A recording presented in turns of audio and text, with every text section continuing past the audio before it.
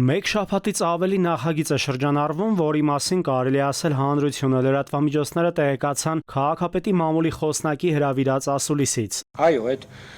տուգանքների կիրառումը իրականացվելու է։ Նախագիծը վերաբերվելու է առհասարակ տրանսպորտային փոխադրամիջոցներով երթևեկողներին, ովքեր ուղևորցի համար չեն վճարի։ Կտուգանվեն նաև այն քաղաքացիները, որոնք կվճարեն այլ մարդու տոմսային պրոդուկտով։ Առանց վճարելու կամ վճարման կրիչը վավերացնելու օգտվելու դեպքում ուղևորները ենթարկվելու են տուգանքի 15,000 դրամի չափով։ Այն դեպքերում, երբ արտոնություն ունեցող անձի փոխարեն երթևեկի այլ անձ տուգանվելու է 18,000 դրամի չափով։ Վերջն արդյունքում այդ գումարները, եթե օրինակի համար Երևանի քաղաքապետարանի բյուջե չմուտքագրվեն, մենք որոշակի ժամանակահատված հետո ունենալու ենք խնդիրներ։ Տուգանքները կկիրառվեն, երբ ազգային ժողովը հավանություն տա նախագծին։ Երևանի քաղաքապետարանը գործի կդնի տուգանքի մեխանիզմը որոշակի տեխնիկական միջոցներով։ Այդ տուգանքի կիրառումը կա